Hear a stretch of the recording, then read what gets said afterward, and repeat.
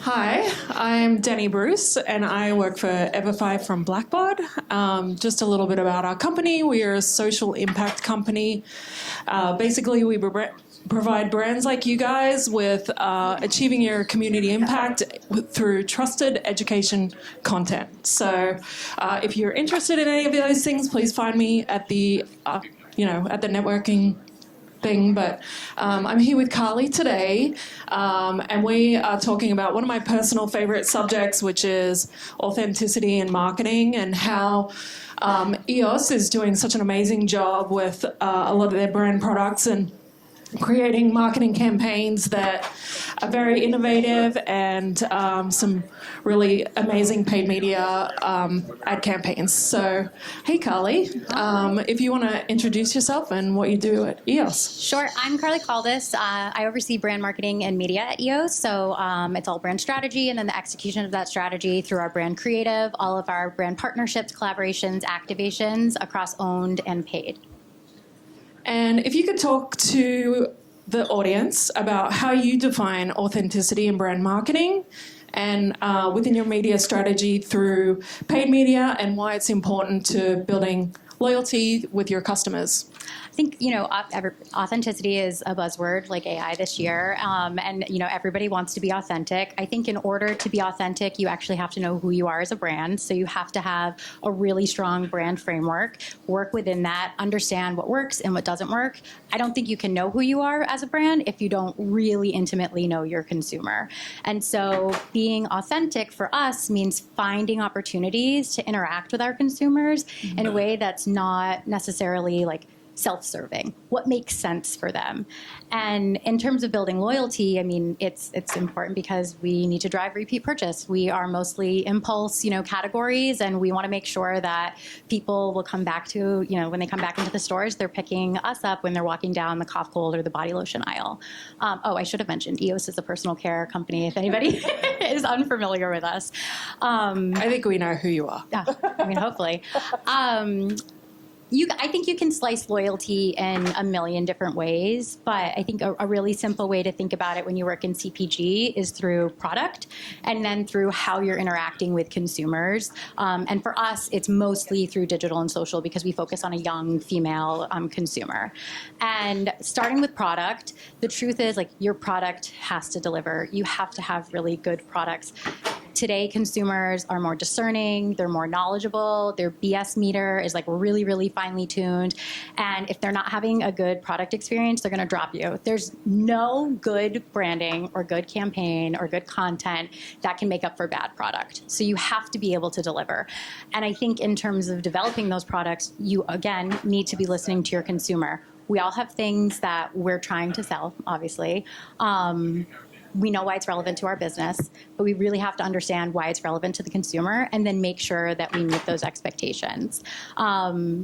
Luckily today, consumers are very vocal, so they'll tell you if you're hitting it or if you're not. If you're hitting it, there'll be signs. Obviously sales is an obvious one, but I think more importantly is the sentiment and the excitement and the conversation that you pick up on about your brand and your products, in the social landscape. Yeah, and I think that's a good point. I think being able to do that social listening and being able to talk about your brand through a consumer's eyes is so really important. How do you feel like that has built your brand and your business, just products-wise?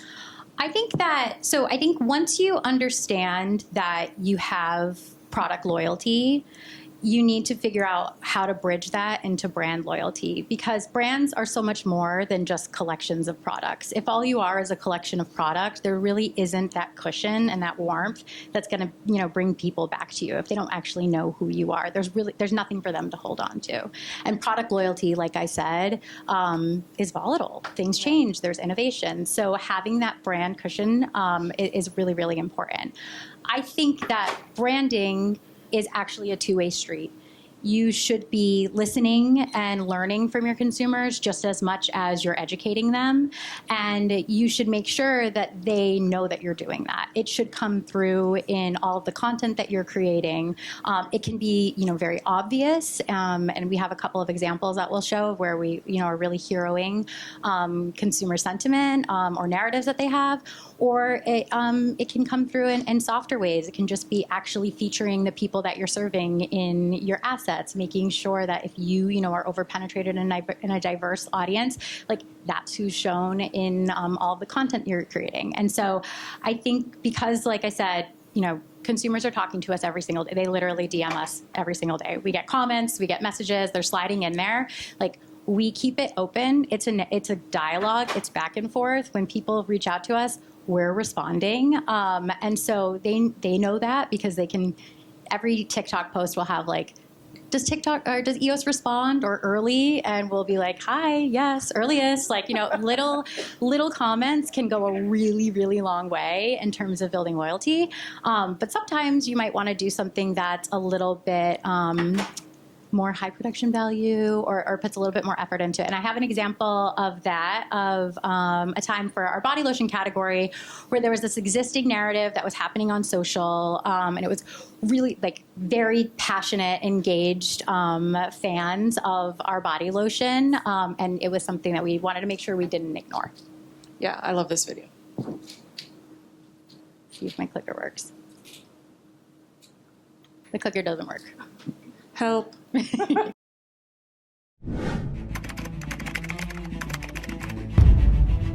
don't know if this is just for women, but I seen it on TikTok, so I bought it.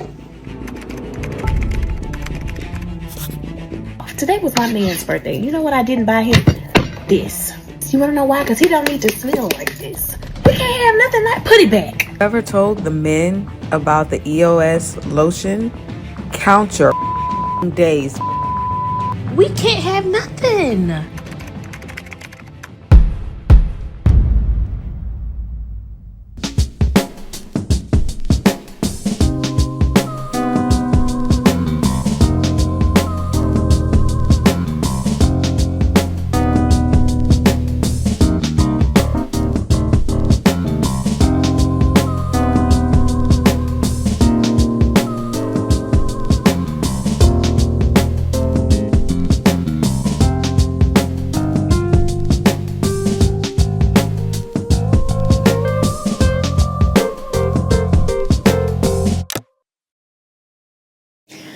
So that's just a fun example.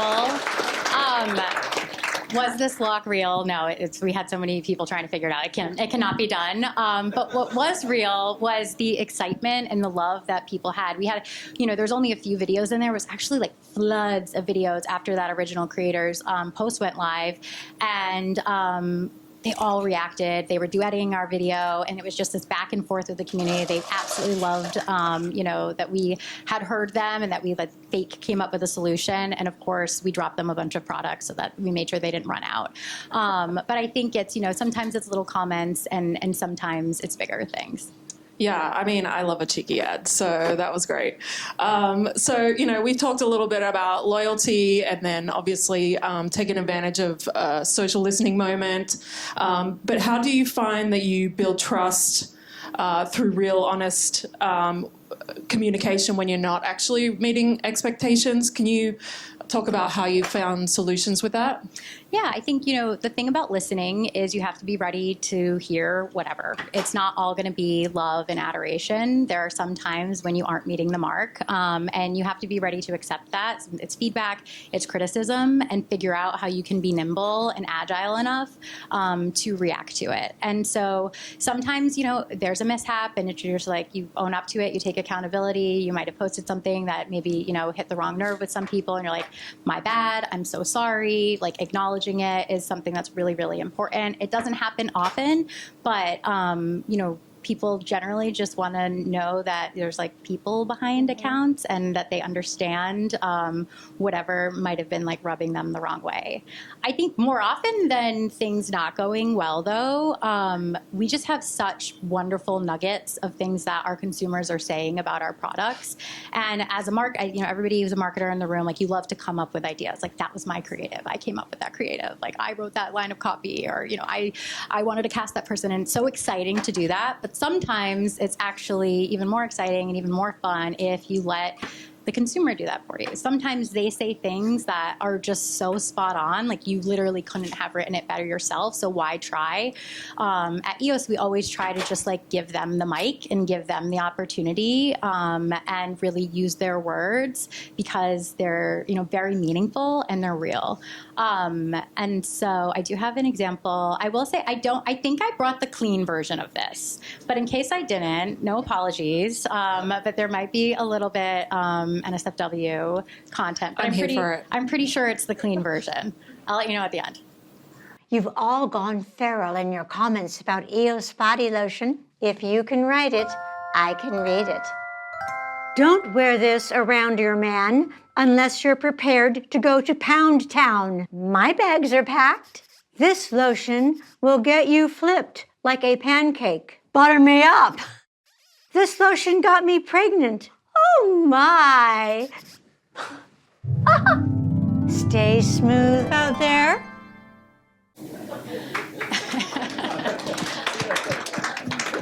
So that was, in fact, the clean version.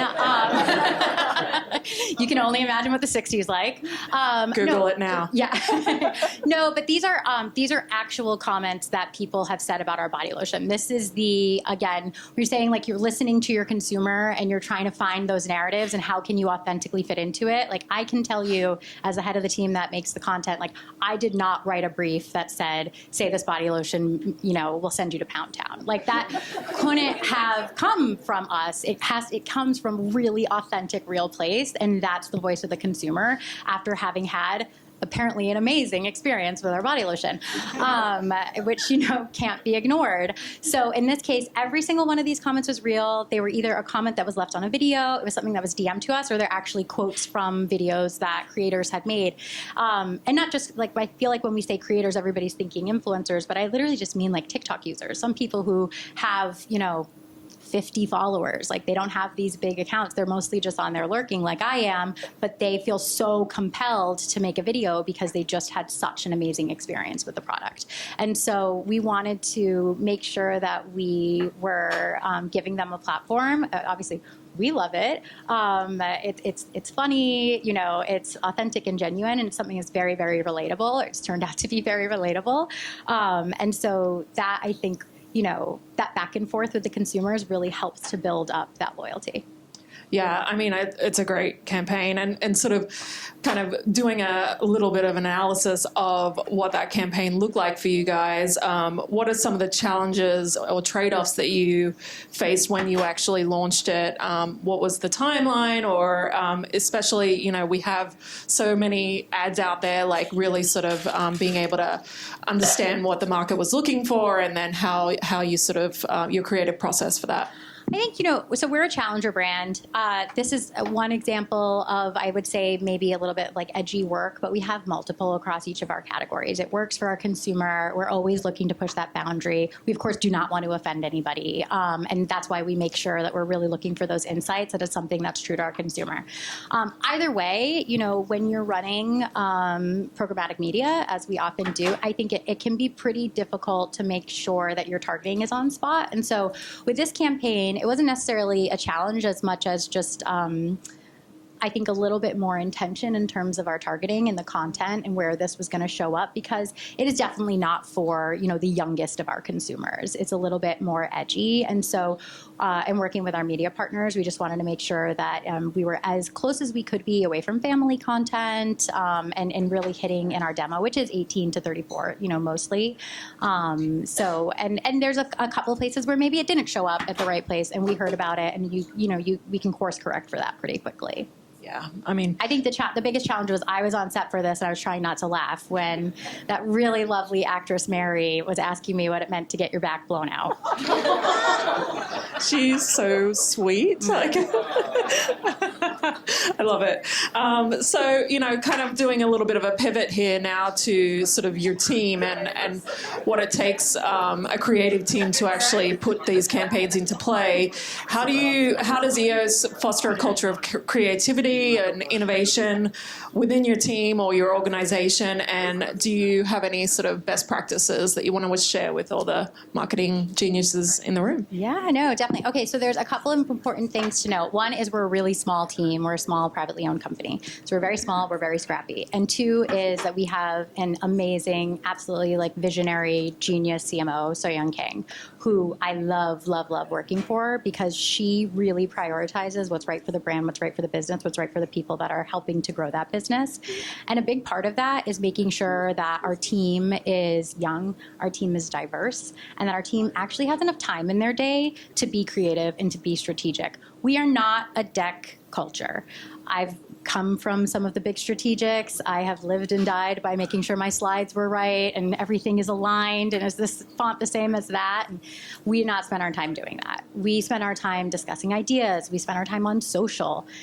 Our entire team, nobody's going to be, you know, in trouble if you look down and you see that they're on TikTok. Like that's where we need to be. That's why we know what the relevant conversations are.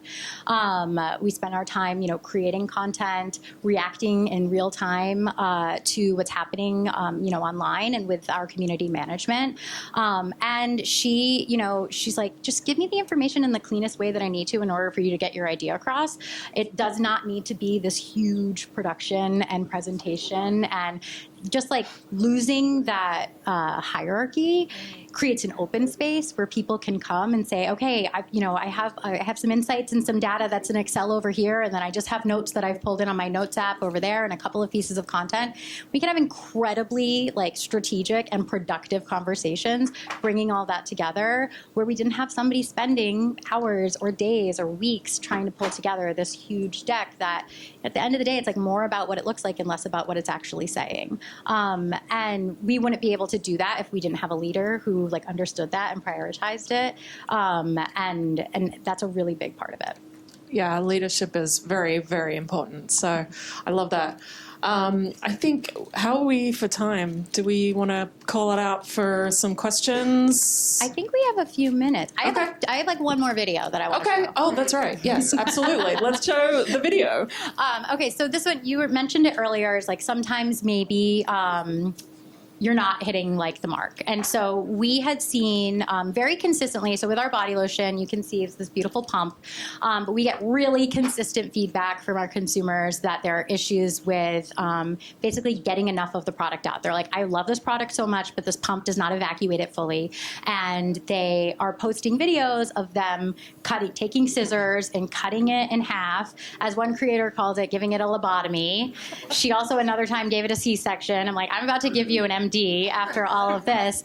And they're just like, please, we just want to get to our product. Like, what can we do? But anybody who makes goods knows that, hey, that's a beautiful custom tooled pump. It's not easy to do. It's not fast to do. But we want to make sure that they know that we hear them and that we are working on it. So I have an example of one of those cutting videos. And then I'll show you a live product test that we're doing. We just sent it out to see if, it works. Actually, we can skip to the next one. One thing about this bitch, she will always convince me to buy something that I don't need.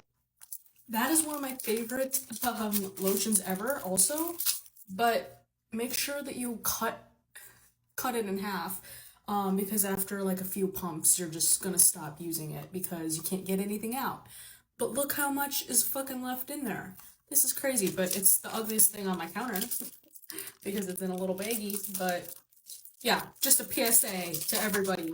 Buy it because it smells like heaven, but just make sure you don't waste any because they do that to us so that we keep buying it. But I don't know, little baggie. That is one of my favorite lotions ever, but the fucking thing is, here's the kicker. Buy it because it smells like heaven, But make sure you cut it in half once it starts to die on you, because that stupid pump they use for some reason is just the worst pump ever. And I mean, it smells so good, so it's worth it. But I always have to cut them in half. This is my third bottle of it, and this is what it looks like on my counter. Just a nice little baggie of the EOS Cashmere Vanilla. So you can see in this video, she says like 4 times, buy it. It smells so good. I love this. It's the best lotion ever. Like, we have that product loyalty. She's so obsessed with it. She's not actually even blaming the lotion, but she starts to blame us. Like, why are they doing this to me with this pump? Like, this, it's not fair. And this is just one of several videos that we had gotten. So again, she's not a big creator. She's just, a passionate fan. And we sent her a potential solve. And the next video is her response. Okay, so a few months ago, I posted a video, and I'm gonna literally just like put a little screenshot there, about if you've ever used this lotion, you know that you have to literally cut it in half in order to get like the last huge chunk that's in here. And I've been using this for years. I freaking love it. It's the Vanilla Cashmere EOS lotion, right? I think it's trending right now with something with like Love Island. I don't know, I don't watch it, but like either way, best lotion ever. Go get your hands on it. I just get mine at Target. I think it's like $9.99 right now. But moral of the story, you have to cut it open because the bottle with the pump cap, it doesn't get everything, right? And that's just whatever.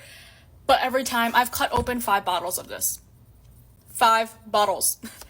So they sent me a handwritten note, which I thought was so cute. And they were like, we saw your video cutting open your body lotions, and we were LOLing and even crying a bit. But don't flip out, flip it open. And I just thought that was so cute and so fun. And obviously they wrote more. But like, they're gonna start doing this. And I just think that is the best thing ever. And they have definitely seen other people's videos, I'm sure, of like being frustrated that like they want all the rest of the lotion but they can't get it. So a simple solution was just to go back to the basics, quit with the the pumper and get the little flipper. And I just think that this is so cool. They sent this to me. That's so cool. I never get anybody to send me things, which is fine, but like I actually use this. And so I'm here to tell you that this is going to be the best thing ever for everyone. Yay! So obviously an excitement that you can see there. We literally just sent these out last week. We've gotten in like 3 or 4 responses, and all of them, even in the comments, people were like, it's so nice that they listened to you. I'm surprised that they saw your video and they responded. And so we're like, hey, let us know if this actually does make a difference and you're able to get more product out. We want to know, is this better? Is this a shift that we should make for our business?